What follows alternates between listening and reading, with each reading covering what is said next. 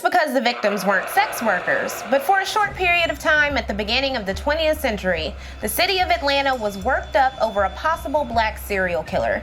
According to a contemporary news report, the victims, quote, with one exception, were hard workers and generally respected by both races alike. The character of the victims is largely responsible for the indignation at the murders, which has been so evident among the better class of Negroes. As bodies piled up, black churches urged city council and the government to set a reward. They were supported by prominent white Atlantans, including Asa Candler, future mayor and the founder of Coca-Cola. In this episode of It's a Mystery, we'll be discussing the Ripper. No, not that Ripper, the Atlanta Ripper.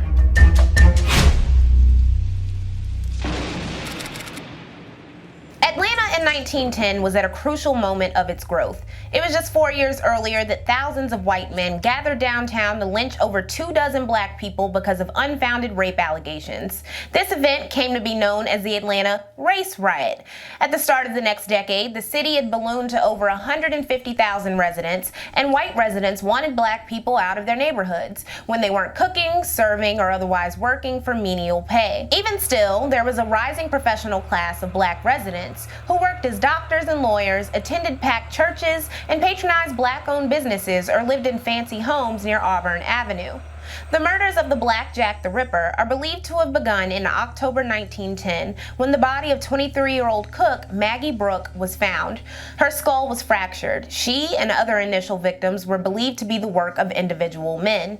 The second victim, Rosa Trice, 35 years old, was found with a crushed skull, slashed throat, and a stab in her jaw. The next two victims, Mary Bell Walker and Addie Watts, were also found with slashed throats. But shortly after the murder of the fourth victim, newspapers began speculating that the murders were the work of one madman. To be clear, the various newspapers had different victim tallies. Some reported unrelated cases as work of the Ripper. On July 2nd, 1911, a New York Times article declared, quote, Negroes are in terror over a murderer who had taken the lives of 8 mulatto women, including the latest, Lena Sharp. So not only do respectability politics play into this, but also colorism. The Atlanta Constitution reported that the 40-year-old Lena had told her 20-year-old daughter Emma Lou that she was going to the market. When her mother didn't return within an hour, Emma Lou went off in search. She was confronted by a large, neatly dressed black man with broad shoulders and a wide-brimmed hat. He asked, "How do you feel this evening?" which made her uncomfortable. As she pushed past him, he said, "Don't be afraid. I never hurt girls like you." He then stabbed her in the back as she fled. Shortly after, Lena's body was found with a slashed throat. Meanwhile, the Atlanta Journal reported that the two women had been walking together when a black man leapt out of hiding and hit Lena in the head with a brick. Either way, it was this murder that captured more nationwide attention.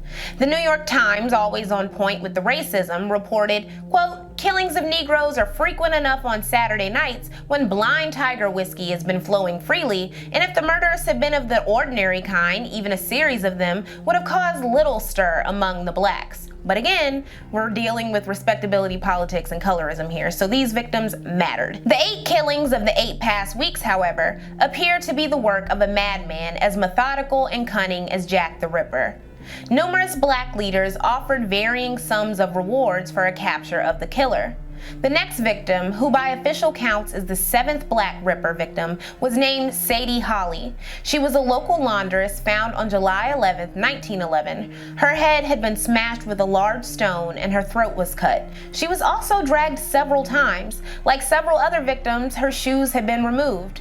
The next day, several newspapers ran a piece by the United Press speculating that the Ripper was a white man disguised as a Negro, but this theory was never mentioned again in the papers. Governor Hoke Smith offered a $250 reward for the capture of the Ripper shortly after the murder of Sadie Holly.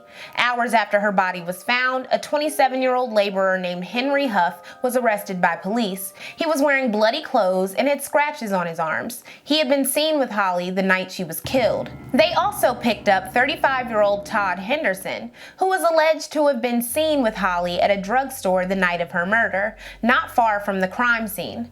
Emma Lou Sharp, who had been attacked by the large, powerfully built black man, was brought in to identify him. The Atlanta Constitution reported that she shrank back at the sound of his voice and claimed it was the man who attacked her. She then said, "If that's not the man, I'm badly mistaken." Henderson was later quoted as saying, in like that stereotypical ignorant way that they make black people out to sound, "Gee, if I was Jack the Ripper, I sure would have begun on my wife, for she give me lots of trouble." He also told police that he hadn't owned a razor or pocket knife in over a year. Police did some digging and found out that he had dropped off a razor at a barber shop to be sharpened the morning after Holly was murdered. Meanwhile, black church leaders emphasized that sinful lifestyles were to blame for the murders, even though, apart from one victim who was found with whiskey and cocaine, the women were not known to be sex workers or particularly immoral. Reverend H. Proctor of the First Congressional Church said, "This bloody hand points to the sins of the colored people themselves. Our churches are doing good work, but they are not doing enough." A few weeks after Sadie Holly's body was found, a local judge named N.R. Broyles, overseeing the trial of a black man accused of threatening to cut his wife's throat, said something that captured the spirit of law enforcement handling the investigation. Quote, "There is no such thing in Atlanta as a Negro Jack the Ripper. It is such cases as these that result in the murders of Negro women. I am satisfied that every one of the Negro women slain recently in Atlanta were murdered by a different man. There are at least 1,000 Negro men in Atlanta today who stand ready to cut the throats of their wives at the slightest provocation." There's no telling how many investigations in the 20th century were stalled because nobody believed black men could be serial killers, but moving past that. For the next few weeks, the murder stopped while police continued to arrest people, including a new suspect named John Daniel.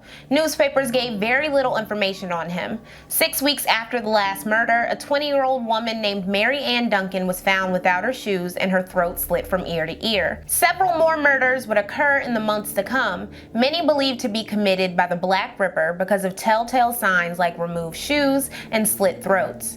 In November 1911, an unnamed woman was found with her head nearly removed, her heart cut out, and her body disemboweled. The media blamed the Ripper. An unnamed detective was quoted as saying, "We won't get to the bottom of this thing until we get some help from the Negroes. These murders are being committed among the lower class of Negroes, ignorant, brutal beasts that know nothing else. Their acquaintances are afraid to talk, but if there was a little money slipped them, we could find out invaluable clues, and I wager we would land the murderers. But we haven't got the expenses." By December 1911, Henry Huff was found not guilty of the Ripper murders by a jury of white men. The murders of young women continued throughout winter 1912, but there was confusion over whether these were all from the Ripper or by different men. The Fulton County grand jury believed the latter, and in March 1912, it was reported that they believed, quote, "Each murder was committed by a different man. In each case, it was the result of jealousy following immoral conduct." Even still, newspapers continued attributing murders of black women to the Ripper, with the kill count at 20 by spring 1912. In April 1912, a man named Charlie Owens got life in prison for committing one of the murders attributed to the Ripper, though papers didn't specify which one. Another man, Henry Brown, was arrested for murdering Eva Florence in August. Police tortured him until he confessed, but he was later acquitted in October. In March 1914, fireboxes around the city were pinned with notes claiming to, quote, "cut the throats of all Negro women who were on the streets at night." Newspapers gave credit to the Atlanta Ripper. The final major media mention of the Black Ripper came in April 1914. It's worth mentioning that in 1913, when a 13-year-old white girl named Mary Fagan was murdered in Atlanta, the two suspects were her employer, a Jewish businessman, Leo Frank, and a black man named Jim Conley. Conley was a janitor who put most of the blame on Frank and is who historians believe was the actual murderer. His testimony would lead to Frank's guilty verdict. Frank would ultimately be lynched, but a non-local detective named William J. Burns declared that Conley was the true murderer and also responsible for the Ripper murders. However, Mary Fagan had been strangled, not stabbed, sliced, or cut with a weapon. But who knows, anything is possible. The Atlanta Ripper, meanwhile, likely had anatomical knowledge because he did the mutilation of his victims post-mortem with a surgeon's scalpel or similar. This means that the suspect was likely a member of the professional class. Also, this is super strange to me. The coroner for many of the victims was a blind man. It's highly likely he missed something important during autopsies. The other fishy detail I can't wrap my mind around was the July 19 speculation that the Atlanta Ripper was a white man disguised as a Negro. Why did this theory emerge, and why was it not reported on later? We will never know the true identity or murder count of the Atlanta Ripper. Though papers at the time attributed up to 19 victims to him, the true count, at least within Atlanta, is about 8. We will never have answers or major speculation like with the London Jack the Ripper case for a few reasons. First of all, the murders of black women simply was not that important to warrant frequent and comprehensive news coverage, meaning some victims could have slipped through the cracks. Secondly, though the assessments of black men by justice system and law enforcement officials of the time were laced with racism, it is true that domestic violence and homicide was rampant. If a man killing his lover or wife wanted to get away with the crime, he could simply copycat the modus operandi of the true Ripper by removing shoes, mutilating his victim, or slitting their throats. Lastly, any pertinent evidence is long gone at this point. So what do you think? How many victims were there? Were all 8 victims in the official count the work of one killer dubbed the Atlanta Ripper, or just some? No matter what you believe, the Atlanta Ripper case remains a mystery.